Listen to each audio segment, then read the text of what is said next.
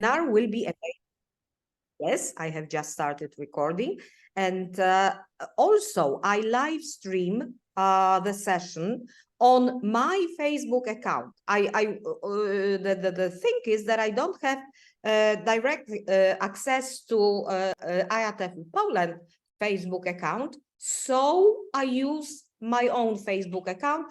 And whoever would like to participate in the webinar, they can join the live stream. My own Facebook account, and whoever would like to participate. Oh. See, that's what happens when I start live streaming. Okay, I have muted it, so no problem. Okay, so welcome to the webinar and welcome our expert in the area of artificial intelligence and all the newest technologies that are on the teaching market, but more generally speaking, on the professional market as well. Yes, so we are a part of the professional world, and therefore we have to be acquainted with these newest technologies. Today, Joe is going to talk about ChatGPT in Business English Classroom. So this is specifically for business English teachers, but I'm sure that we can extend this topic to any classroom at any level of advancement. Joe has been teaching English for 15 years, which is hard to believe looking at you. And as we have already said, you not only speak English, but you are trilingual almost, yes, Hungarian and Polish. And you circulate between Hungary, Poland, and the United Kingdom, relevant to the languages which are at the level of native speaker in your case. I'm sure we all envy you that you can just use it the way you use it. You finished Delta, and after finishing this, you became involved in teacher training, and this is one of these situations in which you are going to train us. And you participate in all kinds of conferences, yes, TEFL conferences, ELT methodology, and so on and so forth. But you are also a freelance trainer, writer for Cambridge University Press.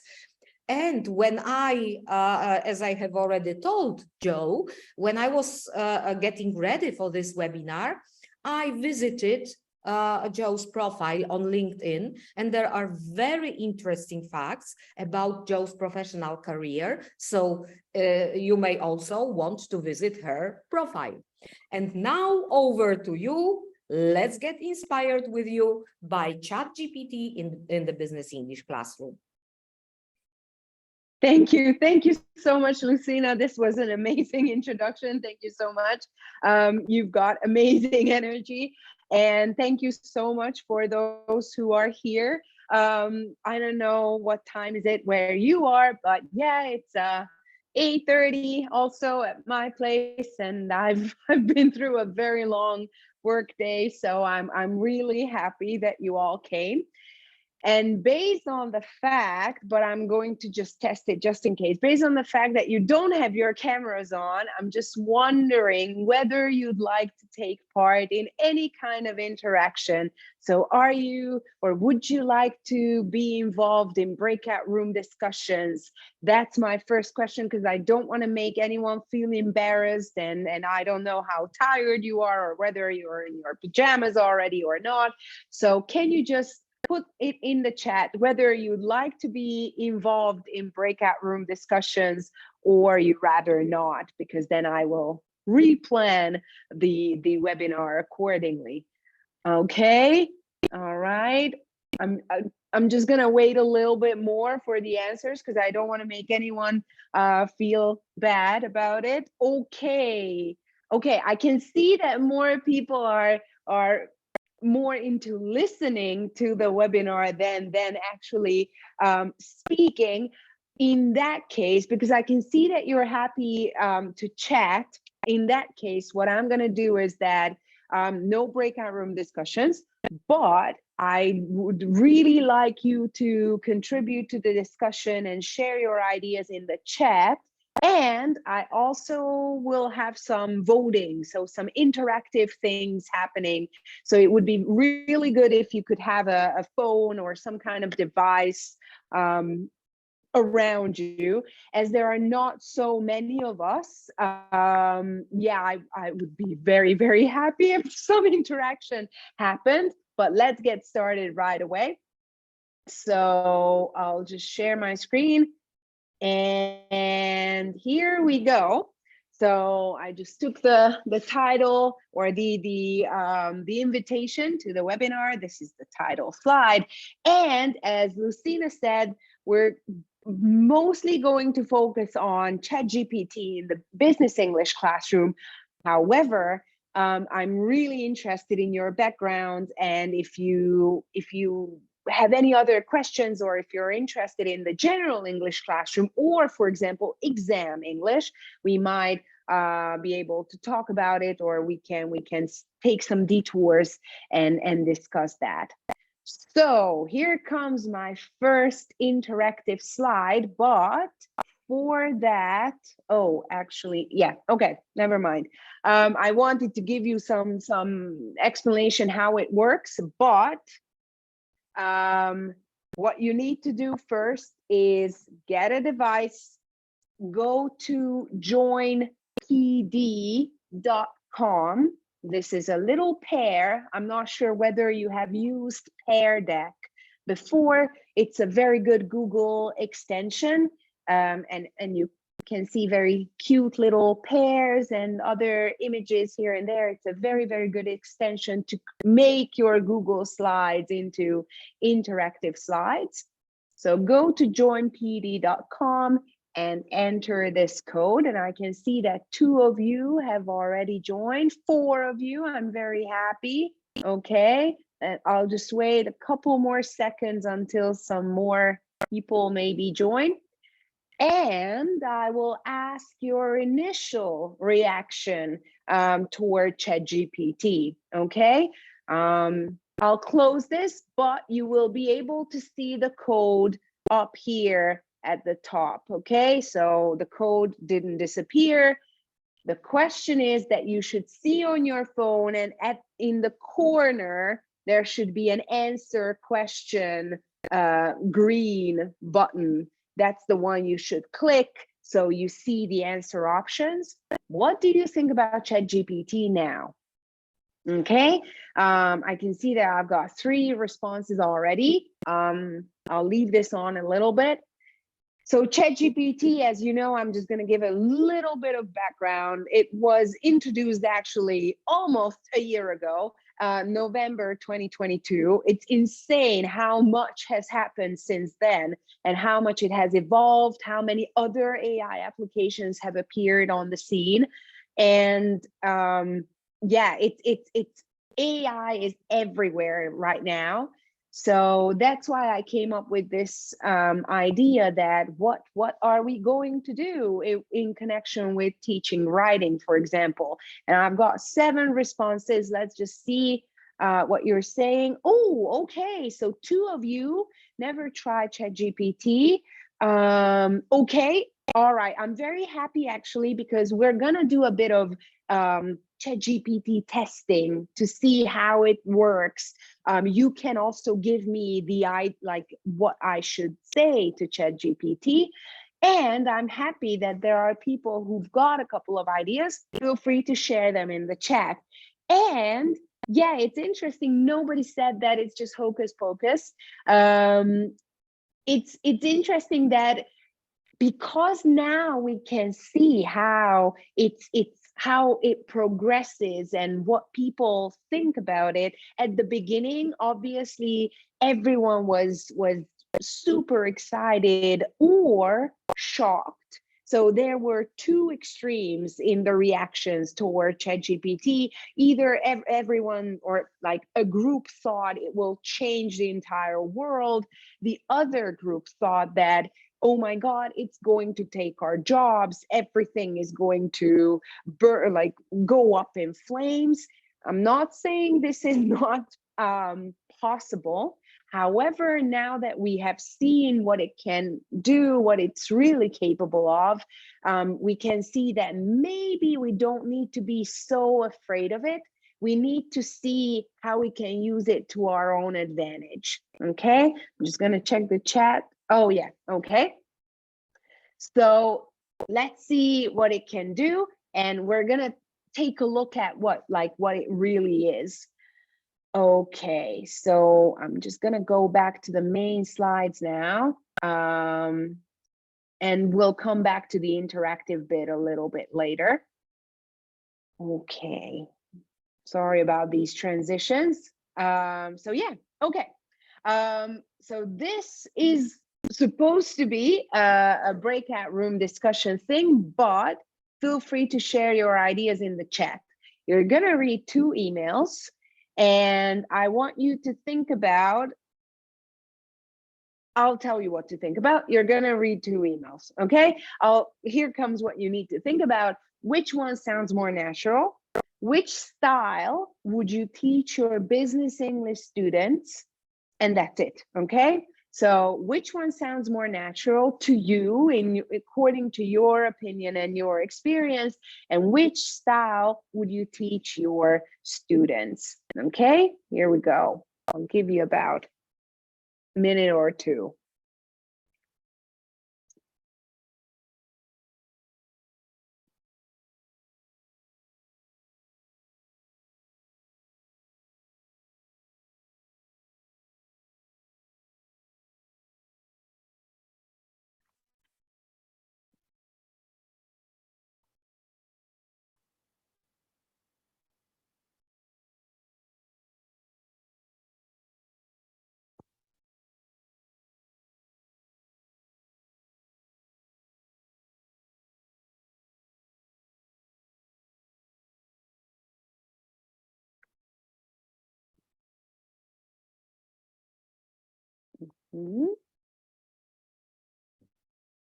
Okay, I'm just going to repeat the question, okay? And feel free to add your answers into the chat. We'll break the questions up. Let's call this orange one version A and the blue one version B. Which one sounds more natural in your opinion? Put the letter in the chat box. Orange A or blue B? Which one sounds more natural?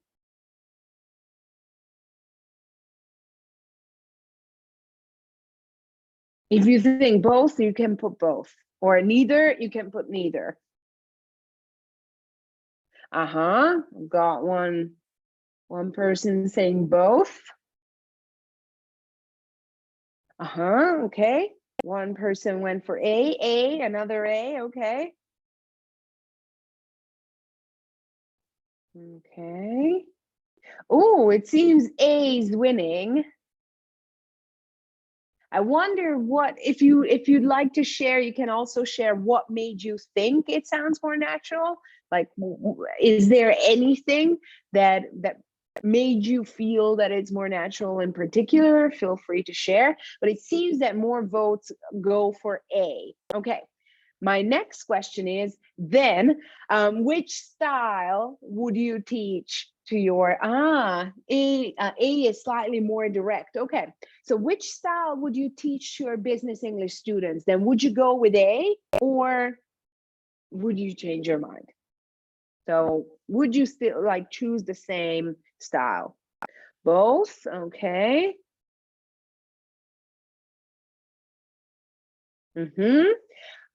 I would guess that, okay, A. It seems that you're right, that possibly it's a bit more direct, and it's not that, maybe B is a bit more more difficult to understand. And then I'm going to add one more question. So these were, okay, A, everyone prefers A. These were the questions you answered just now, and my last question is, which one do you think was written by AI. Okay, I'll bring them back. Okay, which one do you think was written by AI? I'm just gonna give you a couple more seconds to think. One was definitely written by AI.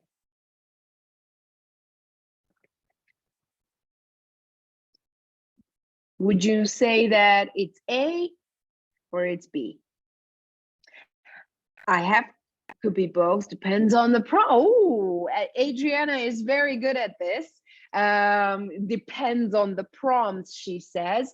That's what we're going to check actually today. And surprise, surprise, well, you might have guessed it actually, both. Yes. Oh my goodness, I can't pronounce your name, Malgorza. I'm sorry, I'm not going to attempt pronouncing your name. Gosia, But it's Gosia. Joe, it's Gosia. Gosia. Gosia. Oh, okay. Thank you. Thank you. So yes, you're right. You're absolutely right. Both of them were written by AI. However, what you've seen, and typically what I noticed, and that was a very interesting trend that I've noticed at the beginning, Gosia, okay.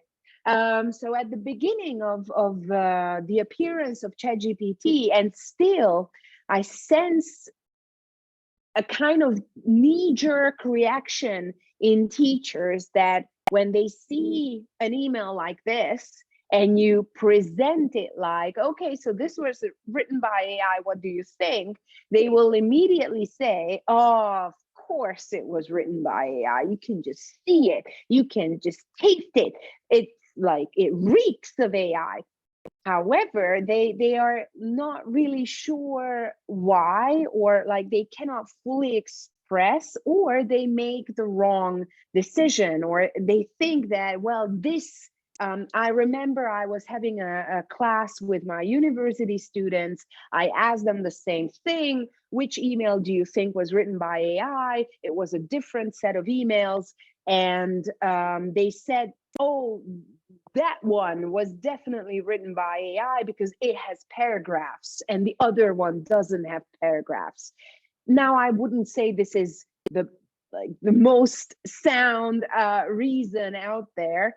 So teachers, and it's not just teachers, people tend to have this knee-jerk reaction when they already know that one of them was written by AI and they need to spot, let's say, the wrong one. And it's another thing that I'd like to discuss here, whether these are wrong, or is there anything wrong with them, or whether we can take them as samples that we can learn from. And just like you did just now, you can use this kind of activity, a kind of an awareness raising activity with your students, that you show them these two emails and they basically first just need to make simple decisions, like which one do you think you could, you probably wouldn't ask the same questions from your business English students, but you would ask something like, which one do you think achieves the goal more easily? Or which one do you think will get a more positive answer? Which one will get you a quicker answer? So you are trying to make them read the samples, have an opinion based on the samples, and only at the very end do you actually ask them, so which one do you think was written by AI? And then start analyzing, because we could have analyzed the entire thing, like which words made you think that A sounded more natural, highlight those words, tell me which parts you like better. And basically, we'll come to this later, this kind of hunting for certain expressions, chunks, already prepares the student for looking at these samples with an open eye and with an analytic kind of eye, that I'm looking for good language samples in these responses. So that was just a little bit of awareness raising. And I wanted to introduce, so basically we're going to profile our learners, and it's a thing in learning and development and learning and design theory that we profile our students. We tend to try and find the common features they have so that we can tackle their problems. So let's meet these 4 students. They might be the ones that you meet or have already met in your business English classes. Let's start with Peter. Peter is, I'm pretty sure that you have met this kind of student already. Peter's the one who says, okay, thank you, ChatGPT and DeepL. I'll never have to attend a language course again. I can write my emails now, thank you very much. Even if they don't know how to phrase the prompt in English, they will probably put it in their own language into DeepL, then put it into ChatGPT, or they might put the prompt in their own language into ChatGPT, make it write the email for them, then translate it right away, and off they go. This type of student is not the most motivated to learn English, and they only want to get the job done. And we'll talk about that later, like what we can do with them. But let's just introduce him first. Then we've got Erica. Erica, she's not very excited about ChatGPT. As you can see, she feels that this kind of thing is just like an enemy. I hate it. I can't make it work. We've got Mark. I've noticed that we actually, Mark is not a very prominent student among the student population, but we tend to have these types or this type. He's the one who says, I'm not going to stop prompting until I finally get what I want. So they are probably the programmer types who don't want to give up. So if there's a tool for it, I will need to make the tool work for me. And finally, we've got Agnes, who says that, I'll write a couple of prompts, but then I'll post-edit the thing. She loses interest quite quickly. Okay, let's prompt a little bit, but I'll do the rest. So let's look at them in more detail. As I already mentioned, Peter is the type who's not the most motivated. They just want to get the job done. They say that a done deal is more important than accuracy. So they don't really care about mistakes or, this could be said in a nicer way, or why don't you rephrase it? They don't care about that. They want the job done. And they won't bother coming up with good prompts in English. They'll just translate it. And they already probably know a lot of writing assistant tools. You probably have heard of Grammarly. We're going to look at Quillbot today. And Trinka is another website, an artificial, like AI-powered website that corrects your grammar, your spelling, and style. So they probably already use these. I know of many companies where employees have subscribed to Grammarly to just make their email communication flow more seamlessly. And we need to actually accept that they are not our target audience, and both sides should be aware of that. So we should also accept this, and they should as well. So it's not a problem if we realize that this type of student is in our group. Let them go, actually, because they will probably, if they can go, because they might end up disrupting the lesson, saying that email writing lessons are pointless, they can get it done in 5 seconds. Well, why do they have to sit here? If they are in a group, if they are a private student of ours, perfect. Let's find new goals, new needs, new challenges. So maybe they have found that email writing is now out of the picture. Let's focus on speaking, presentation skills, negotiation skills, and so on. So Peter is out of the picture. He's gonna deal with it. Erica, now we might have some Ericas in our classes. They don't know what to do and how. They are afraid. They might say that I'm never going to use ChatGPT ever, ever, ever. Now the problem with this is that it's going to become inevitable at one point, and it's not definitely ChatGPT that they are going to use. They will be other built-in apps, extensions, add-ons that already do the job for Erica. Actually, Microsoft Copilot is already launched in business packages. As far as I know, I haven't tested it yet. I haven't seen it yet, but I know that the business packages already have Microsoft Copilot in them, which basically means that Microsoft Office tools already have AI add-ons in them. And basically, even if Erica doesn't want to use AI, Outlook would include it, Excel would include it, Word would include it. So she will meet this technology at some point.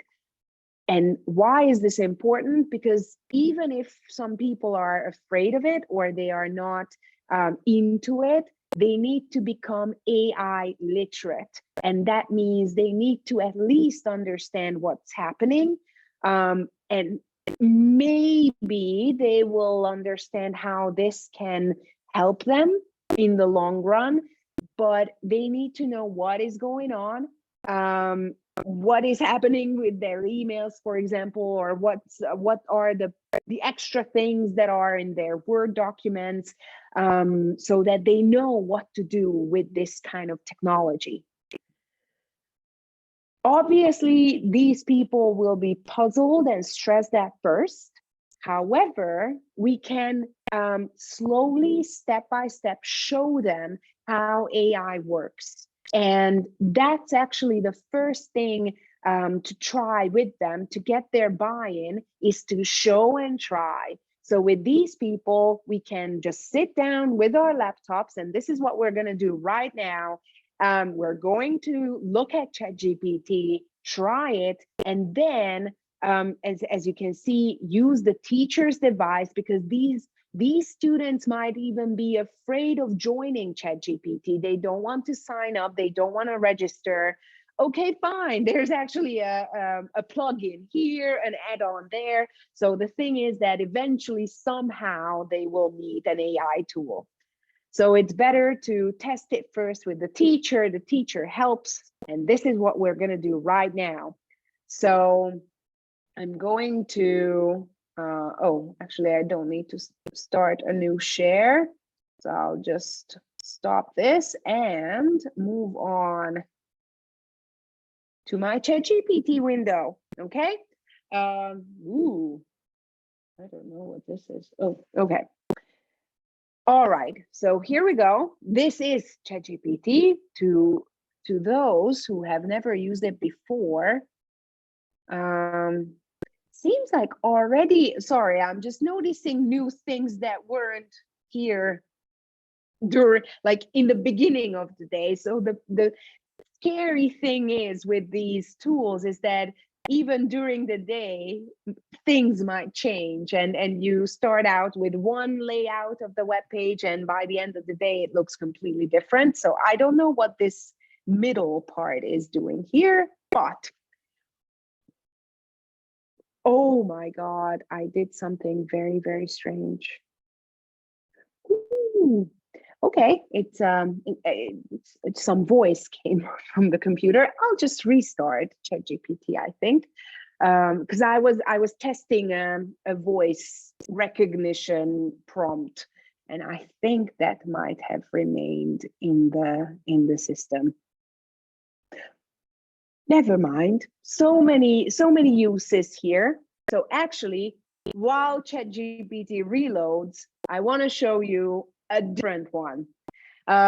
Just to overload everyone with information, you probably have heard that ChatGPT is not the only one anymore.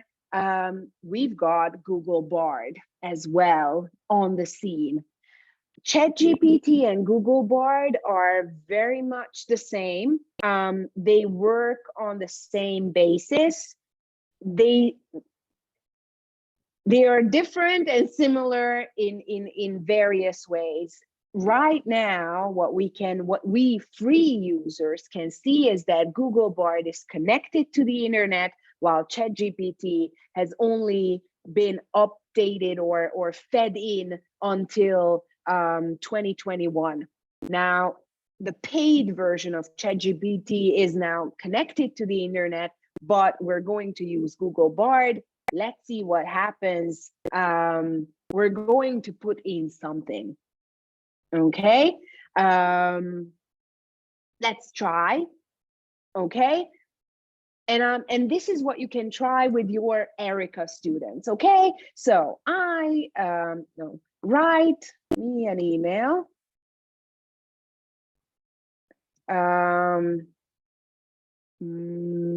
that organizes a team meeting for Friday at 1 p.m.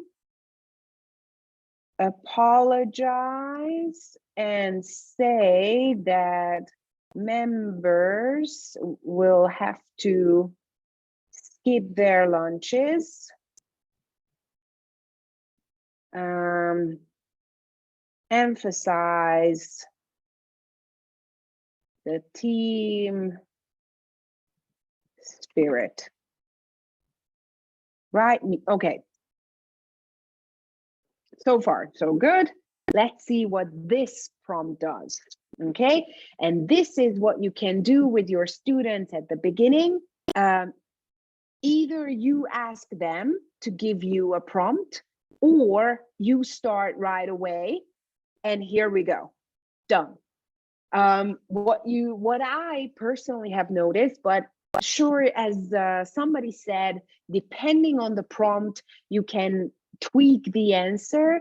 But what I've noticed is that Bard tends to always write in a very maybe easier to read style. So short paragraphs, bullet points, note fashion, while ChatGPT tends to give you longer blocks of text. So as you can see, dear team, I'm writing to schedule a meeting room, the place is now given, or you can insert it. I understand that this means skipping lunch, so I apologize. However, I believe blah, blah, blah. We will discuss the following. I encourage everyone to come prepared. Thank you. Best regards. And as you can see, it even highlights what you asked it to do. So it explains how it emphasized the team spirit and gives you alternatives. To be honest, and that's what another thing that you are going to see if you start using these AI tools, you will start to have preferences that, oh, I actually, and personally, I like what Google Bard does in this case. I like that it gives you a reasoning behind its response, that you wanted me to emphasize team spirit. Okay, this is how I did it.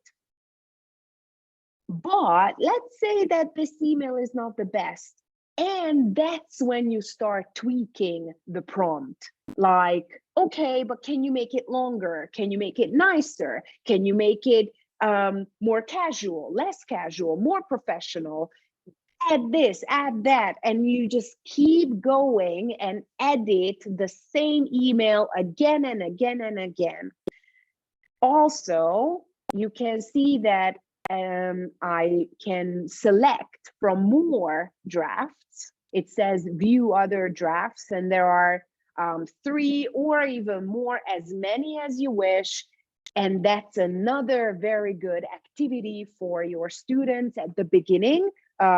Or like it can be either used as an awareness raising activity or as a chunk or language mining activity, that you put these versions side by side and ask your students to compare them and see the difference. What kind of difference do they see? Sometimes it's in terms of vocabulary, sometimes it's like a different register, different style, but it's you're helping them gain this knowledge of understanding how text works, and they can see that actually if we look at draft 3, we can already see that it's more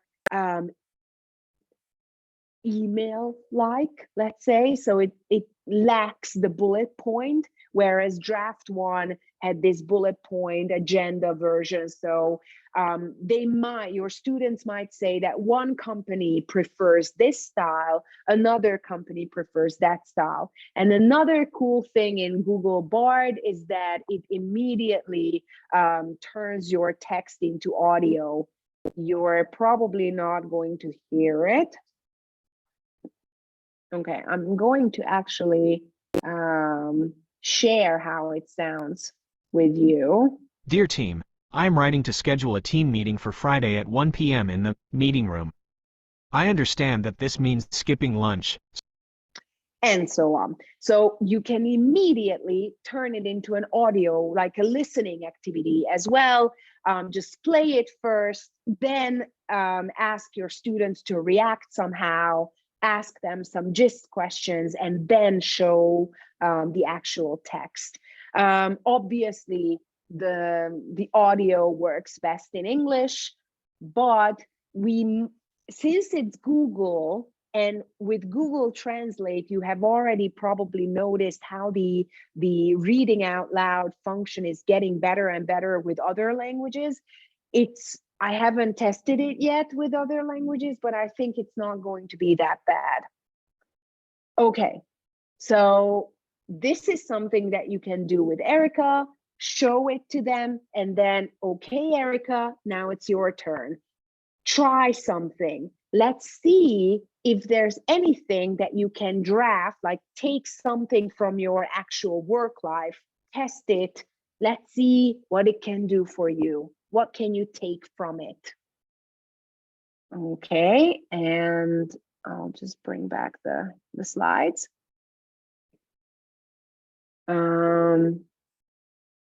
Sorry. We're not going to jump so much from between websites. So that was one idea with the Erica type. As I mentioned, we can mine for the best chunks. So ask Erica to find, because this type of student might say, okay, but this email is not what I would write. Okay, this is not something you would write, but can you find some good expressions that you could insert in your own email and then merge the two? You can also, this could be the next step, because ChatGPT, Google Bard are perfect for asking for ideas. So one thing that it can do is write the entire email itself, but you can also ask it to brainstorm some ideas, like, I need a marketing brief for tea company. Can you give me some ideas?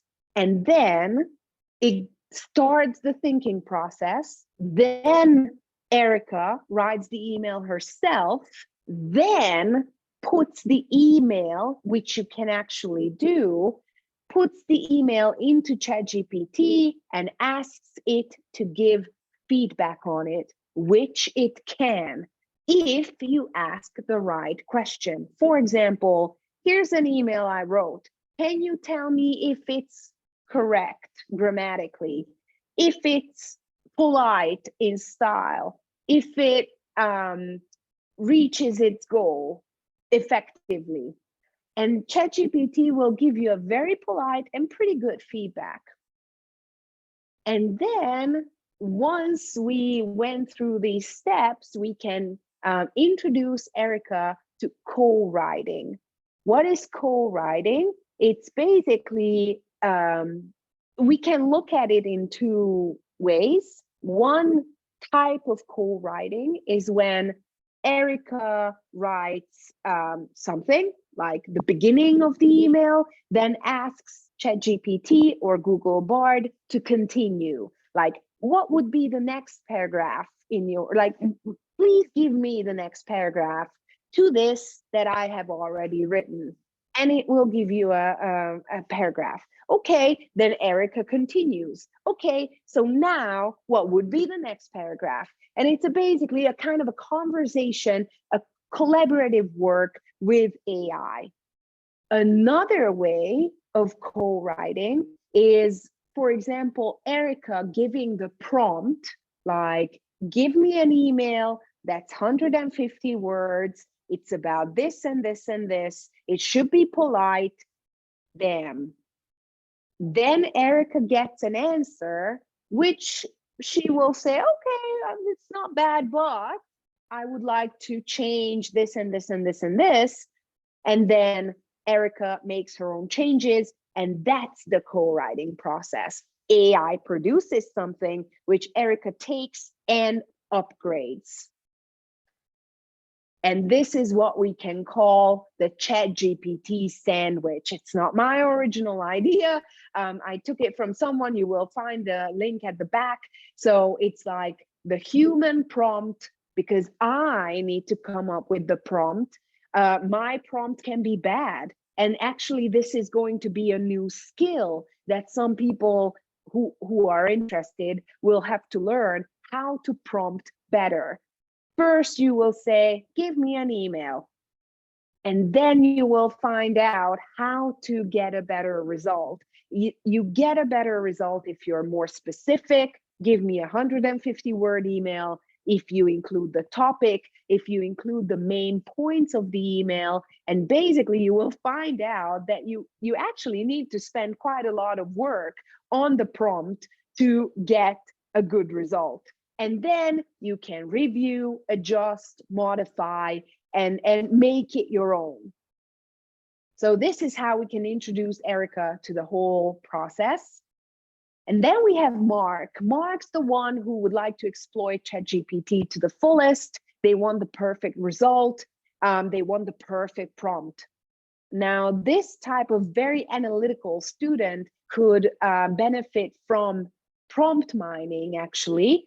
So they will try and get and create the best prompt that creates the best result. They can also do co-writing. Apart from doing it with ChatGPT back and forth, there's actually a very, very cool website, Quillbot Co-writer. I might show it to you at the end, but I don't want to waste time now on it. Test the prompt. What that means is that, okay, Mark, create the prompt that you think will give the best result, or here's the result. Now let's try and think backwards. What could have been the prompt? And we go the other way. So we already have a result. I'm just going to show this to you. Here's, for example, a result. This is the email that Mark needs to prompt out of ChatGPT. So in this case, you can catch this type of programming brain student with prompt writing rather than email writing. They can perfect the prompt. So again and again and again, trying to find the best version. And regeneration comparison. This student, and I've shown you, right? So in Google Bard, you can see how there are more drafts. ChatGPT does the same. You just click the regenerate button and it creates you a new version. And you check and compare the two versions. How are they different? What is different? Why are there differences between them? And finally, we're going to get to Agnes. I'm not saying that Agnes is the ideal student, but I think this would be the way to go, because Agnes likes the idea of experimenting, but they are eager to make the final touches. In a way, they would be the perfect student who embraces AI technology. They see the benefits, they see how they can use AI for their own benefit, but they don't want to let go of learning and doing their own thing and adding their own personal touch. So with this type of student, we can, of course, mine for the best chunks. They will be probably very happy to read these responses, AI-generated responses, and look for good language examples. We can do the same. Let's brainstorm with AI. I will write it myself, and then I will ask AI to give me feedback. The co-writing process, which was the ChatGPT sandwich, I'm going to write the prompt, AI writes the response, but I'm going to modify the response so that it works for me. They will probably like the test the prompt task. So we've got the response, what could have been the prompt, let's imagine it and then test it. And they will also like the regeneration comparison, because then we can go through a lot of things, style differences, vocabulary differences, and so on. But this, I added, as you can see, it's kind of the same list, but there's always one more. This type of student will probably like outsmarting AI. What that means is that they will be probably happy to find mistakes, like, oh, I did ask for this or this, but AI misunderstood it, misinterpreted it. Somehow something went wrong, and I'm the one who found the mistake. And actually what they will say, instead of this is terrible, I'm never going to use this technology again, they will probably say, okay, they got it wrong. I'm here to correct it. Because basically this tool, and it's very important so that we understand that this is not magic, and it will probably not take our jobs, and it's not going to immediately turn everyone into email writing machines, because AI does make mistakes from time to time, depending on the prompt, because maybe the prompt was wrong, maybe something else went wrong, but there can always be mistakes.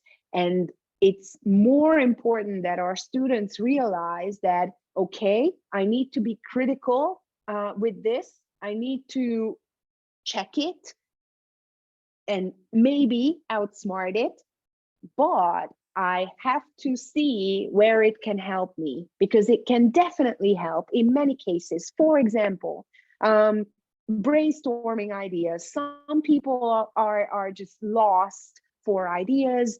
They are stuck. Why not use ChatGPT for brainstorming some initial ideas, meeting agenda points, PPT structural points? Or another thing that can happen is that they write their own email. I've heard this several times from my students, that they write their own email. They actually want to improve, but they are uncertain. They don't know if what they have written is correct or incorrect, or polite, or does it fit the context or not. So they could put that into ChatGPT and either ask for feedback or ask for an upgrade, and then compare their own version with the upgraded version. Like, what did ChatGPT change and why did it change those things? Sometimes it actually happens to me a lot that I'm tired and I'm just fed up with everything. and all I have is just my basic ideas, and I cannot think clearly any longer. So I'm just going to say, listen, ChatGPT, can you just write a very polite email based on these points and just do the rest? Because sometimes, or most of the time, our emails and texts follow a very predictable pattern. And ChatGPT is really good at that. It can really work with cliches, with patterns and predictable language. So we give them the idea, or we give it the original idea. It gives us back the full text, so we can maximize our productivity, offload some of the problems that we have, and focus on something else. So, oopsie. What I would like you to do now is I'm actually going to ask you to, oh, a couple of things in the chat. Okay, I'm going to actually come back to the interactive bit, because I would like you to tell me whether, okay, sorry about that, what you thought about these ideas. So if you still have the devices, then activate them, or here's the code, okay? It was joinpd.com and this code over here. And I'm going to jump to the slide. Hopefully. Yes, this one, okay? So let's just do a very quick recap. What did we have? And which activity do you think you're going to try? In this one, I think if I remember correctly, you will have to draw on the screen. Yes, you can draw anywhere on this slide, like either circle or just put a check mark next to the activity you liked. We had chunk mining, which is similar to text mining. They are looking for useful chunks in the text. Then we have perfect the prompt. Which prompt is going to give you the best result? Co-writing.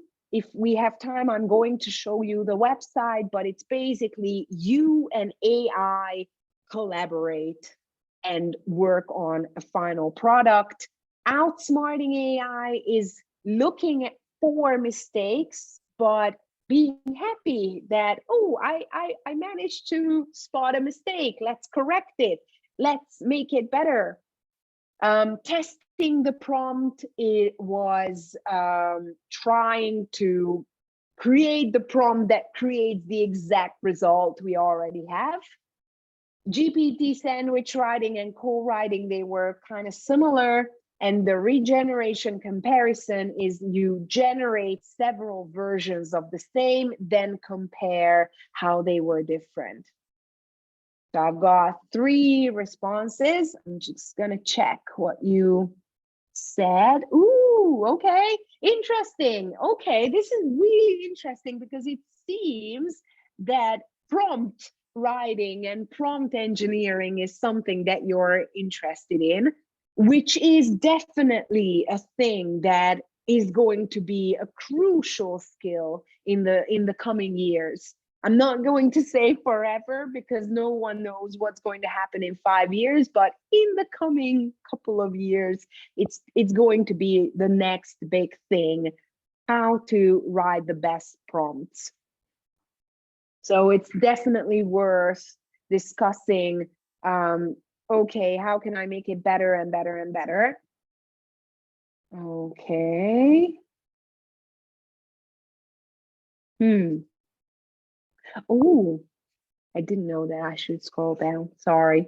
Now I can see. Okay, so just one person was very interested in prompt writing. Here's this next person. Prompting, outsmarting, GPT sandwich. Yes. Then, ooh, co-writing. Definitely. It's a really cool thing. Yeah, prompting, chunk mining.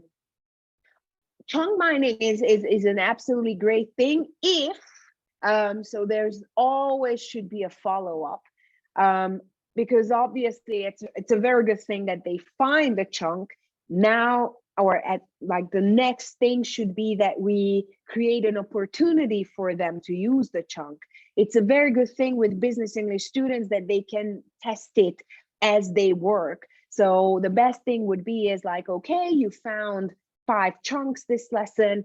Can I ask you to try and use 3 of them in the coming days, and try to put them in a realistic context in your own emails and bring them in. If you can share the email with the teacher, show them to me, and I can see how you were getting on with these chunks.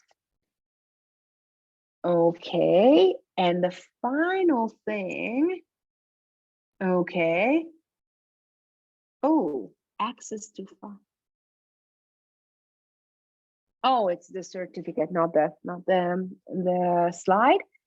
Final thing before we go is I just wanted to show you this cool website where I mentioned the co-writing thing. So it's this one. I was talking about Quillbot, and it actually has lots of cool features.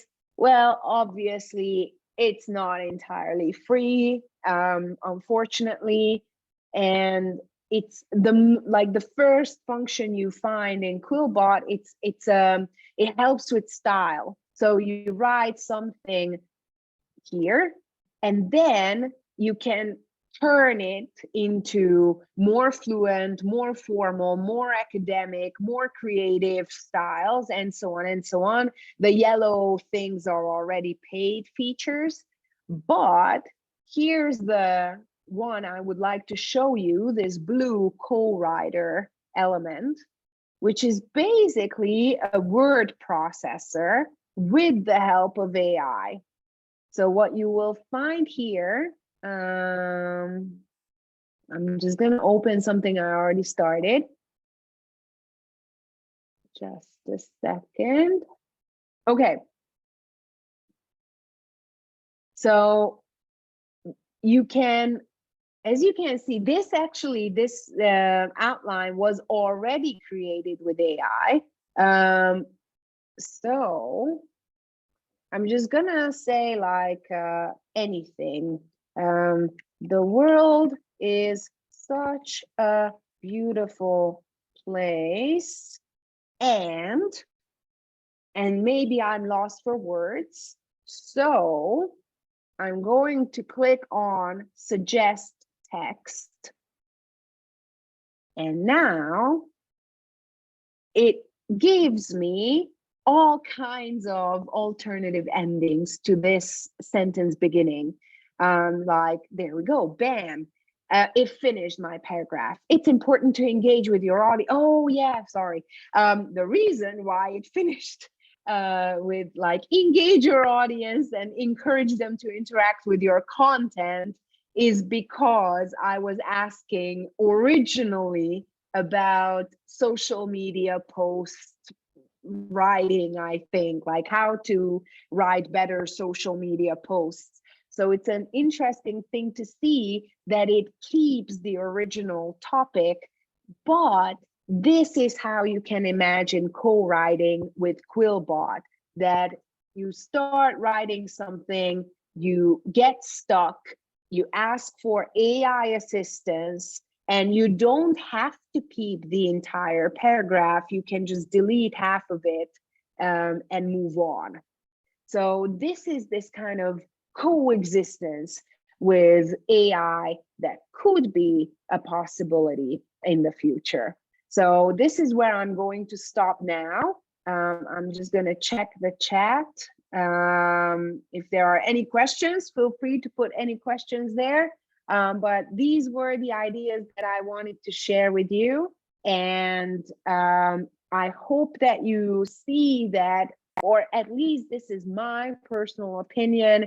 Of course, we might lose some students who think that AI is going to write all their emails for them, but I still see a lot of potential in AI and AI enhanced language teaching. Thank you. Thank you. You know, I always consider myself to be one of those people who are from the previous era. Yes, I'm a digital outcast, I would say, digital immigrant, as it is specified. But during your webinar, I did not only manage to control the situation, but I even created, using BARD, I created a welcome memo to my students. So you have Very managed good. to convince a person like me that I can do something about it, and you've made me really optimistic. So I'm sure that everybody, if I did it, anybody can do it. That's the best way to motivate everyone. Yes, absolutely. Okay. I'm happy that you enjoyed it, Lucina, and I really hope the others enjoyed it too. Have you enjoyed it?